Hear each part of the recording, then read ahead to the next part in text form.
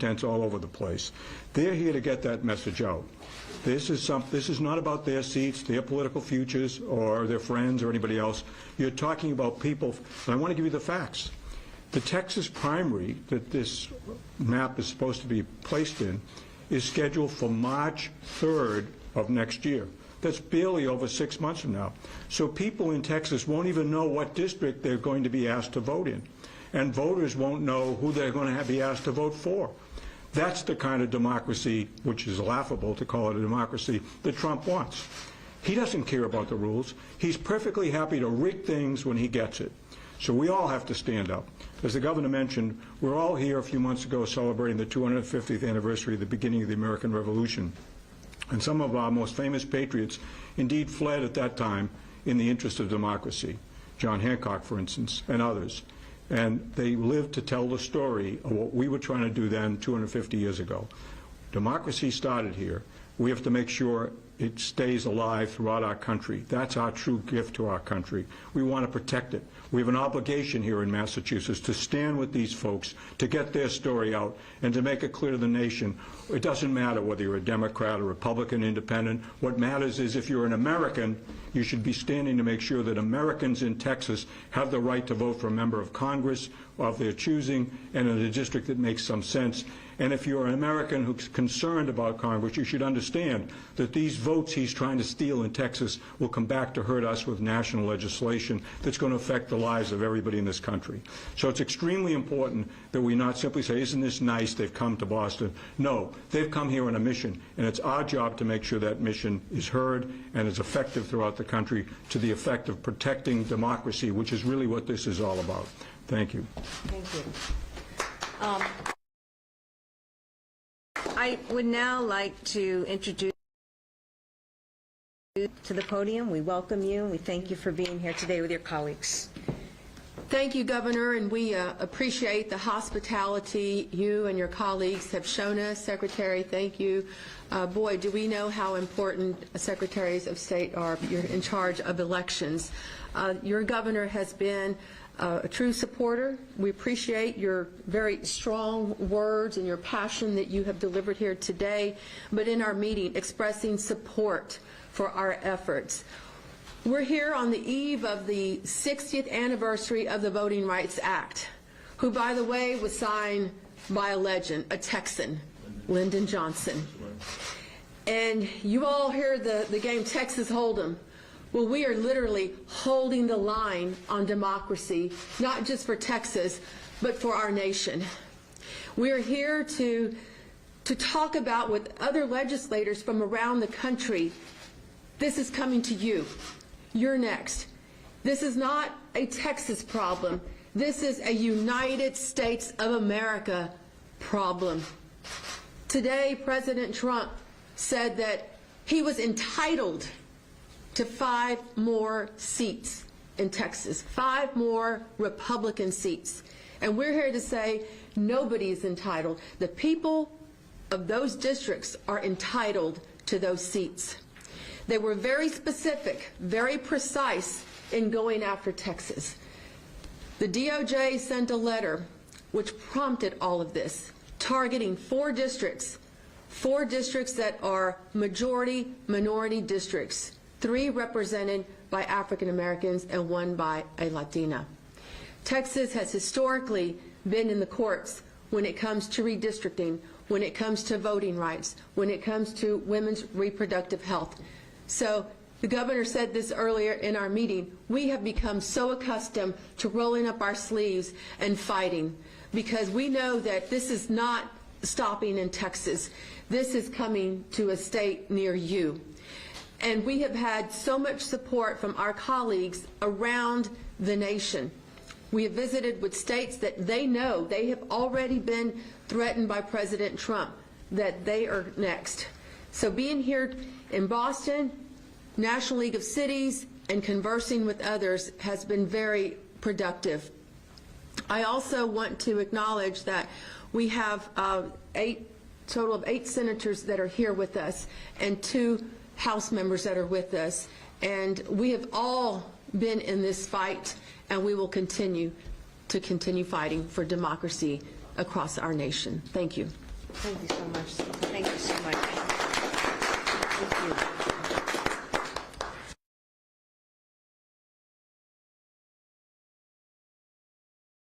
Talking to the American public and people in Massachusetts about what's really going on. We're happy to take any questions on topic. You said you pledge your support to these Texas Democrats. As I understand it, they could face fines for not being in the Capitol. I think it's something like $500 a day. Would you donate to any of the lawmakers' campaign accounts or pledge financial support to help them cover those costs? That's not something that I can do. These folks, $100 a month as a member of the Texas state legislature. So every day they're being fined $500.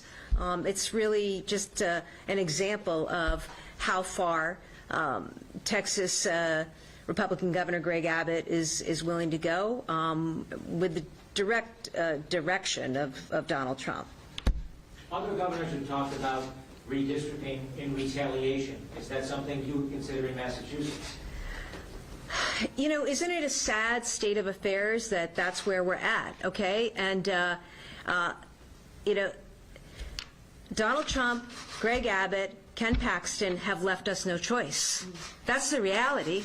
Nobody came looking for this, right? We had a system of free and fair elections. We have maps that are regularly drawn, voted on by legislatures, approved and signed off on by governors. This is the way the system works until this comes in. And so, you know, they've left us no choice. It's not where anyone wants to be. I can tell you that governors I know, maybe with the exception of this person in Texas, evidently, we want our constituents represented. We want the voices heard. Whether you vote for me or not, I want your voice to count. I want your vote to count. Unlike Greg Abbott, who doesn't want your voice to count and doesn't want your vote to count, nor does Donald Trump, nor does Ken Paxton, because they're proposing to completely rewrite a map out of nowhere to take away the votes and the voices of Texans. And the message is, not only does this have an impact on Congress, which impacts all of America, it also is something that you don't want to see spread. You don't want to see spread. But Abbott, Paxton, Trump, they leave states with no choice. I want to make sure that people have access to health care. I don't want to see further cuts to Medicaid or to housing or to veterans or to poor little kids who need to eat, okay? So that is why it becomes an issue for a governor in New York and a governor in Illinois and a governor in Massachusetts, governors all around the country. So, Governor, does that mean you're actually redistricting? I'm sorry? You're planning to perhaps move forward on a redistricting plan in Massachusetts? We just did that. We're going to follow the rules. I don't know if the Secretary of State wishes to comment, but we just went through a customary and orderly process just a few years ago. We have no Republicans to give. No, I mean, as you may know from history, Massachusetts has a little born here. Yes. But that was about Federalists, and we have no Federalists left either. So therefore, I think at this point, what I think the point the governor was making is you're putting states and other jurisdictions in this fight to do tactics they don't want to do. You know, I know at the present time that Trump doesn't particularly care for Putin, so he says, but this is a Putin-like tactic, and he doesn't seem to have any problem with that. I think we don't want to do this. I think Governor Hochul said that yesterday, but if that's what it's going to take to save the Congress, because then it becomes the bigger fight. And I think that's the big issue here. This is not a Texas fight. This is not some little fight down there. This is an American fight. And I think what Hochul was saying yesterday, and Pritzker has said previously and others, is that if we,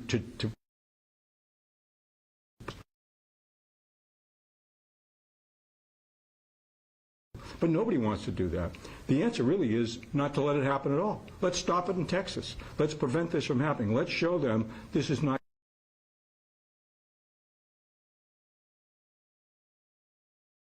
in Boston.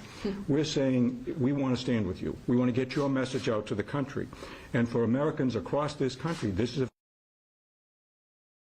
an independent. If you really want this, what's going on in Texas right now, and we have to all stand up and do something about it. This isn't just their fight. They're not here to escape. They're here to get the word out, and they're asking for our help, and we want to give it. Some of your critics say that there is present-day gerrymandering in Massachusetts. They're Republican critics, and they say, look at the southern part of the state, New Bedford, Fall River. There are Republicans down there. What would you say to them? Well, I would say, first of all, Fall River and New Bedford are now in the same congressional district. So if that was an argument once upon a time, it no longer is. And also, I think if you look at the overall of our 9 seats, they're very geographically balanced. Whatever arguments might have been made in the time of Elbridge Gerry 200 years ago, or even more recently, don't apply today. These districts in the current state, and most states, are pretty evenly balanced. Obviously, there are always partisan considerations when districts are drawn, but this is not a partisan consideration. This is a splintering of communities and neighborhoods, and I think that point, again, is important to make. They're not simply saying, well, let's just change a few towns. They're splintering. We've got some details from our guests about how they're splintering communities of color. They're absolutely shattering them. They're diminishing their ability to be effective in getting representation in Congress.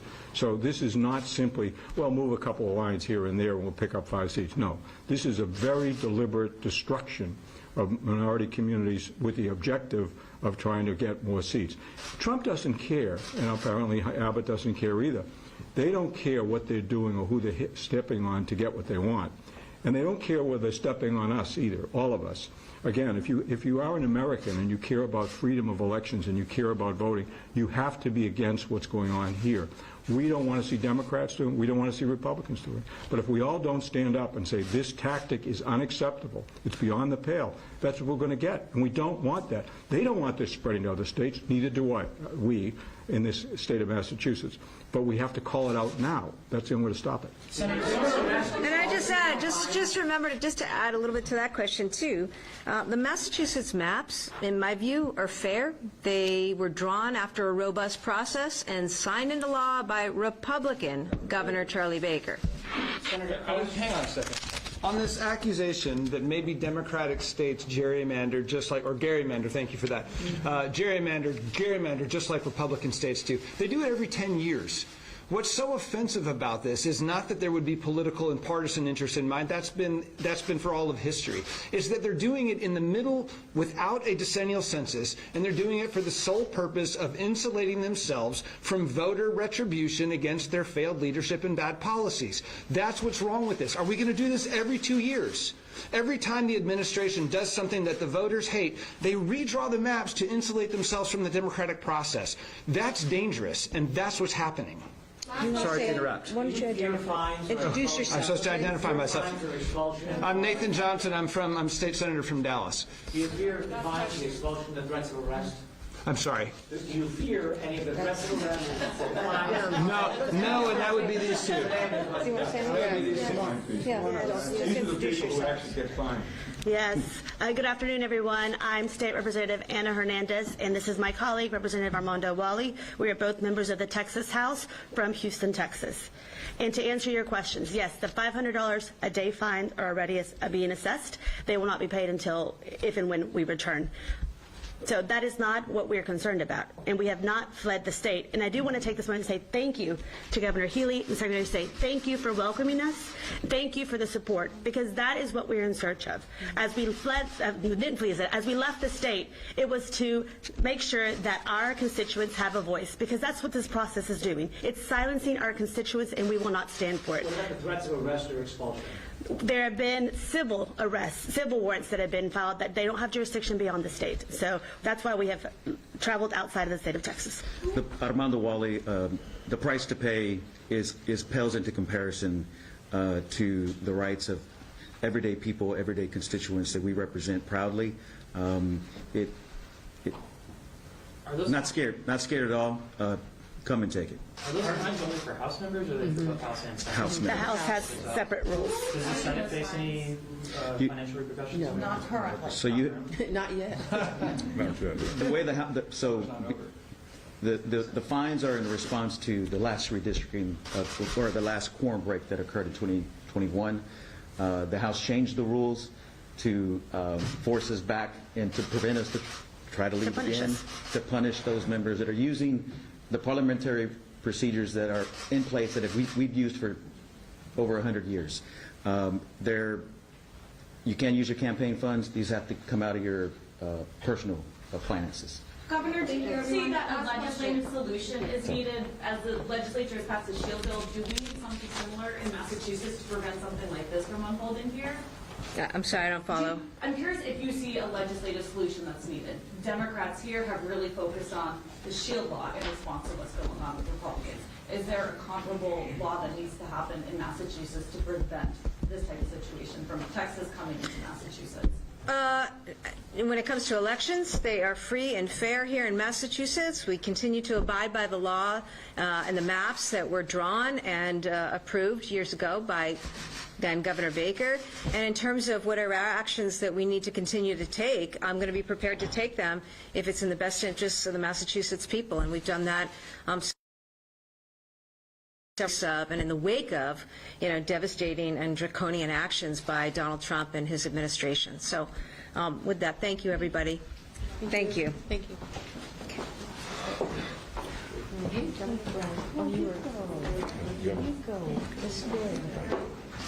Thank you.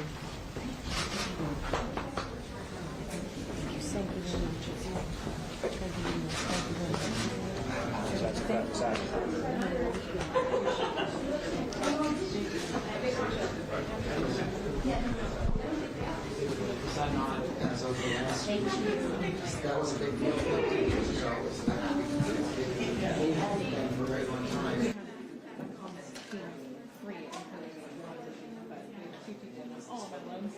You're doing great. And it used to be